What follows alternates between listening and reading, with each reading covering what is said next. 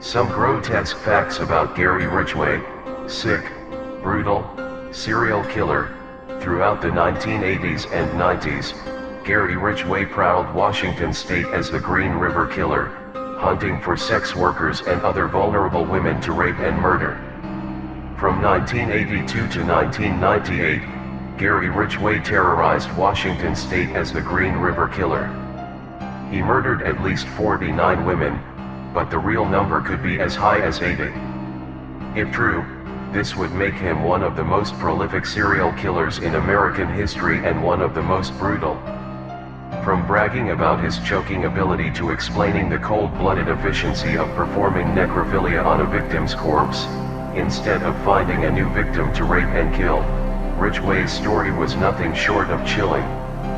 While Ridgway is not as infamous as other serial killers like Ted Bundy, he took far more victims than Bundy ever did.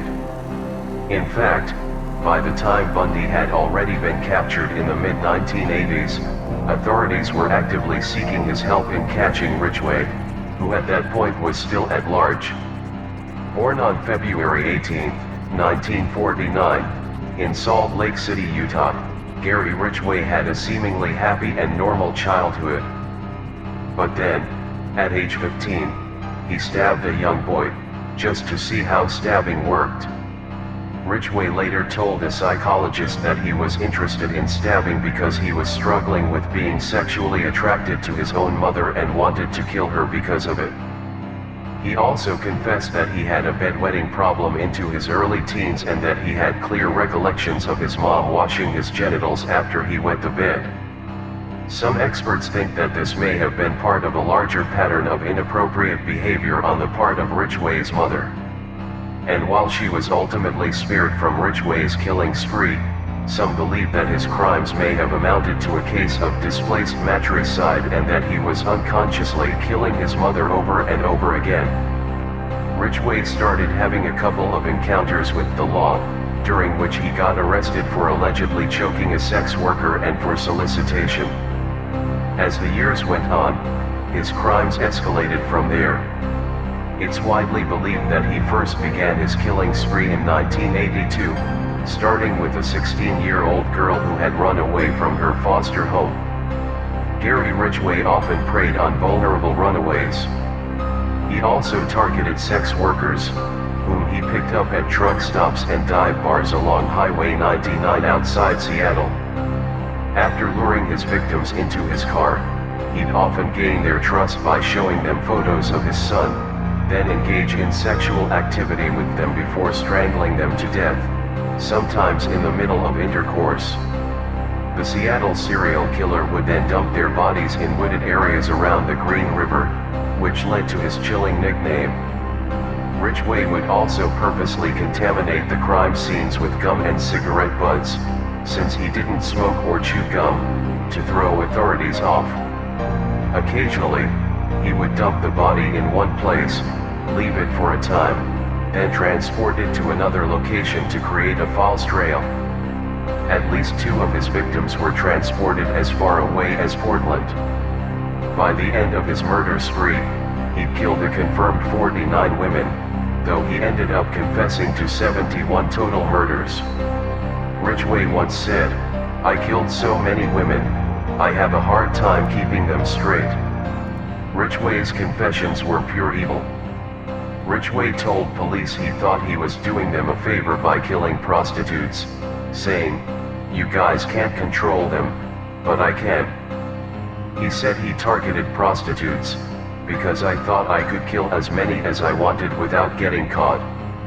Ridgway's MO was to target a prostitute working on the highway, and watch her from a distance, before driving up, and trying to pick her up. To give them a sense of security, he'd show his ID, or a picture of his son.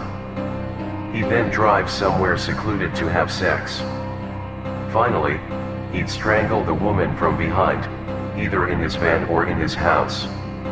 In his plea bargain papers, he also said, "Choking is what I did, and I was pretty good at it." Ridgway admitted placing the bodies in clusters, usually near a landmark that helped him remember their locations. I did this because I wanted to keep track of all of the women I killed.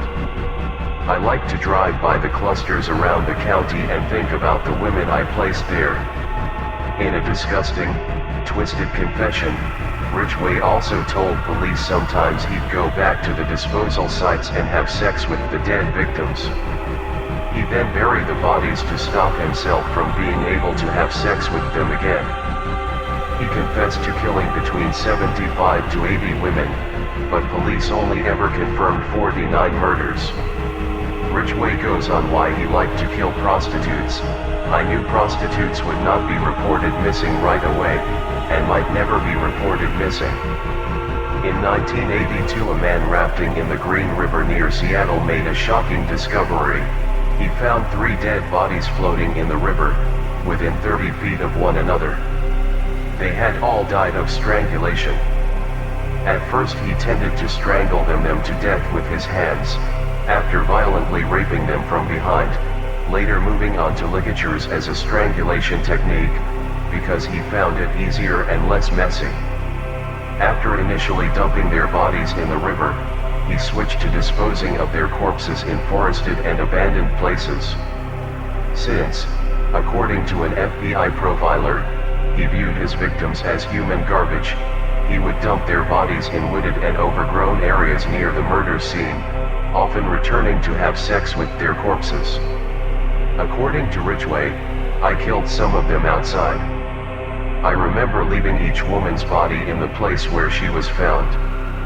I killed most of them in my house near Military Road, and I killed a lot of them in my truck not far from where I picked them up.